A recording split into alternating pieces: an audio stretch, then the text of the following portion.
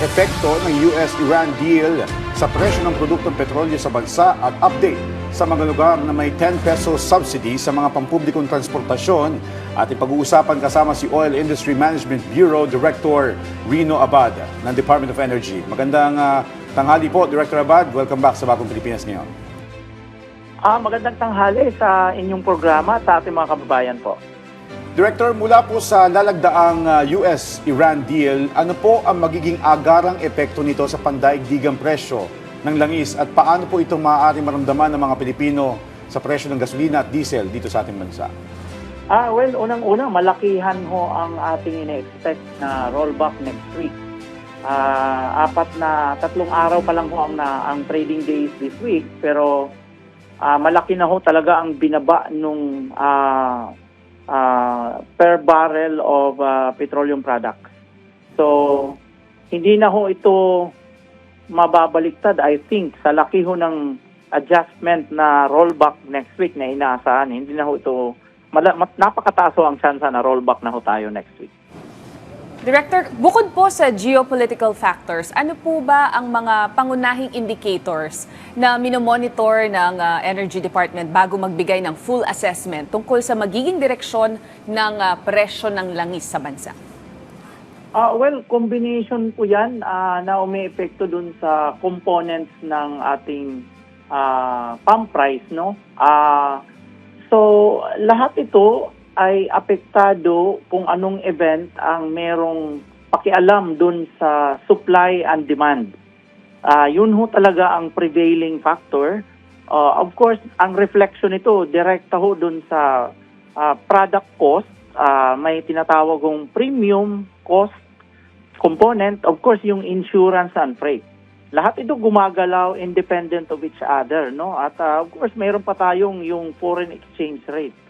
At the same time, malaking bagay ho pagdating naman dito sa Pilipinas kasi meron ho tayong batas, another law na nagre-require ng biofuel component. So, iba din ho ang pricing behavior ng biofuel component kasi usually domestic ho ang, 50% ng ethanol supply natin domestic at 100% ng diesel CME natin ay lahat ito buong-buo gumagalaw at bumubuo tayo ng computation at nalalaman ho natin ang estimate for next week. Okay. Director Rino, we understand na itong rollback na inaasahan natin ay magiging epektibo sa susunod na linggo sa Martes. Pero ang tanong po ng ilan natin mga kababayan, bakit noong panahon na pumutok yung conflict o yung gera sa gitnang silangan ay may mga pagtaas na po kaagad-agad over the weekend? At ang tanong po nila ay bakit hindi rin po agad-agad na pwedeng ibaba yung presyo ng produktong petrolyo ngayon may kasunduan na nga po ang US at Iran? Ay, hindi po. Gaya ngayon ho, sinasabi nga ho natin na ngayon nga lang napirmahan, ini-expect na mapipirmahan. Actually, Friday, bukas, no? Pero sabi ko na nga, ang laki na ho ng magiging rollback next week. Kaya hindi ho tama na sasabihin na pag umi-increase next week kaagad, ngayon nga, dumidecrease next week din ho kaagad. At in fact, reflected yan dun sa ginagawang estimate ng DOE at minamandate naman ng DOE sa weekly adjustment under the Executive Order 110. So, kung meron hong mga lagay na medyo mataas yung pag-increase pero pakonti yung pagbaba, hindi dahil sinasadya, no? Siguro resulta po yun ng movement na nangyayari, actual movement ng price. Gaya ngayon, who knows, sino mag-expect na bababa ang diesel price on the international market for the three trading price at trading days. Almost $20 na ang binaba. So wala hong nagko-control dun. So, sinusundan ho natin kung ano ang galaw ng international market, yung sinabi ko kaninang mga component, kung ano hong magiging galaw sa presyo na yon, at doon ho kumukuha ng adjustment ang Department of Energy. Director, pagdating naman po sa 10 pesos na fuel subsidy para sa mga public utility vehicles, ano na po ang pinakahuling update sa implementasyon po nito? Ilang PUV drivers at operators na po ba ang nakinabang? Ang aming weekly meeting with the Office of the Executive Secretary, nangyayari ho ito every Friday. So, ang marireport ko ngayon yung last Friday, no?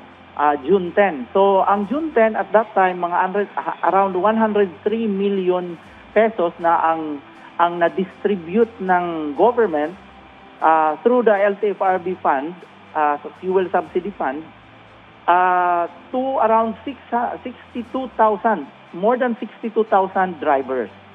So, yun ho ang beneficiary, yun din ho ang amount nung kabuang amount for the 9 weeks na nagsimula tayo nitong programa na to. So, bukas may meeting uli, update meeting uli, at most likely nag-average na ho kasi tayo ng around 25 million to 30 million a week. So, inaasahan ho natin, baka umabot na ho tayo, given that average na weekly distribution amount natin, baka mga 130 million na yung ating kabuuan hanggang bukas na distribution amount nung fuel subsidy. So, we expect na more than 62,000 drivers na ang naka-avail nito, no? Kasi every week umi-increase din ang ating availment in terms of the numbers of drivers.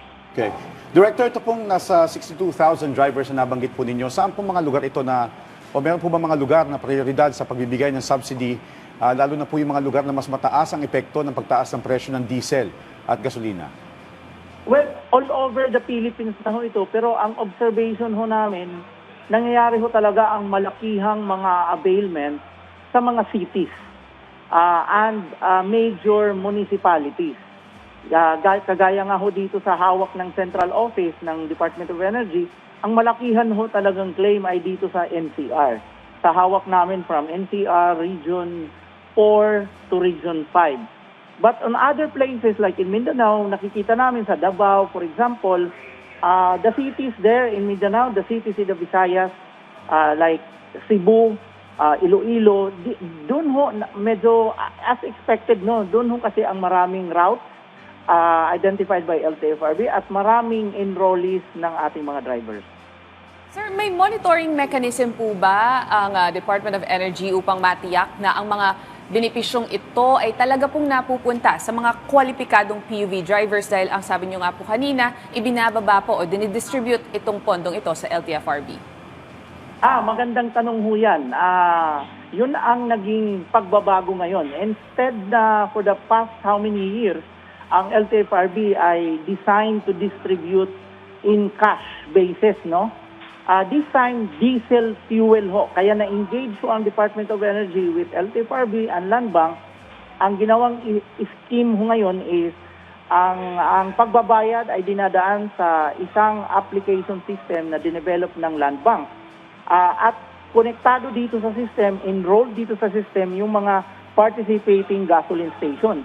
Doon sinesettle sa Land Bank account at kung may nominated account sila, through that system at doon din yung availment na ginagawa ng mga drivers kasi enrolled din ho dito yung mga plate numbers ng mga legitimate PUJ and UV Express. Kaya ngayon, ang magandang balita dito, talagang ang beneficiary ay yung intended na mga plate numbers ng mga vehicle at mga drivers nila at yung natatanggap ng mga drivers ay diesel fuel, hindi ho cash. So yun ho ang naging magandang pagbabago at dahil nga dinadaan sa Land Bank, may sistema ho sila, wala hong inaasahang mga double accounting, mga malicious claims, hindi ho na-avoid ho yan. Okay. Well, Director, sa kabila po na nabanggit ninyo kanina na may katiyakan na nga po na rollback ang mangyayari sa susunod na linggo. Pero kung sakasakali man, wag naman po sana na patuloy pa rin na tumaas ang presyo ng langis. May contingency plan po ba o ano po ang pag-aaral ng DOE para sa posibilidad na dagdagan o palawakin pa ang fuel assistance programs ninyo? Well, in the past few weeks, na-observe na ho natin na nominal na lang ho ang naging impact ng mga any statement na sasabihin na naapektuhan na naman yung Persian Gulf area. Wala na ho talagang nakakalabas or minimal na lang ho for how many weeks now ang nakakalabas doon na fuel. So, parang in a way, parang wala na siyang impact doon sa pagtaas pa ng price. Dahil wala na nga ho talagang importansya sa actual na supply ng fuel. Ang any statement na nagpapalala kuno doon sa sa political issue nitong mga bansang involved sa conflict. But yung mga announcement rather na magagandang balita ay agaran ho talagang nagpapababa ng price. So, ang masasabi ho natin, mukhang malabo na hong tumaas, bagkus kung ang may magagandang balita, may development, ay inaasahan ho natin na magbababa tuloy yung epekto sa price. Ngayon, sa contingency ho, nandyan pa rin naman ho ang PNOC natin, unang-una na inaasahan natin na mag-trigger na naman tayo ng pagbili ng extra fuel aside with our commercial na dito naman sa mga private oil companies. So tuloy pa rin ho ang ating pagbantay kung lalala ito. But kung hindi na ho at may 2 months ho, 60 days na sinasabi na compliance period yung US and Iran doon sa mga conditions ng kanilang agreement, pag na-sustain ho yun, mukhang magtutuloy-tuloy na ho tayo na muling maibabalik natin yung level ng price at level ng supply before the crisis. Director, mensahe niyo na lang po sa mga motorista, PUV drivers at sa publiko na nakatutok sa atin ngayon. Well, ang inaasahan natin na decrease this next week ay magbababa sa ating price range around the territory na ho ng 70 pesos to 80 pesos per liter. Hindi pa ho ito abot doon sa 50 to 60 before the crisis. But malapit na ho tayo at kung maa-avail pa ho nitong ating beneficiaries, PUJ, ang UB Express, yung 10 peso, from 70 to 60 na ho tayong kung maa-avail pa nila yan. Kaya tuloy lang ho yung availment ng fuel subsidy at of course, siguraduhin lang ho na mapuntahan nila yung mga gasoline station na mayroon pang dagdag na mga discounts kasi may nag-o-offer pa rin ng discount aside from fuel subsidy. Plus, itong magandang balita na pababa na ang price ay mukhang mag-o-okay na yung kalagayan ng ating public transport sector. Alright. Well, on that note, maraming salamat po sa inyong oras at sa impormasyon. Oil Industry Management Bureau, Director Rino Abad ng Department of Energy. Magandang tanghali sa lahat.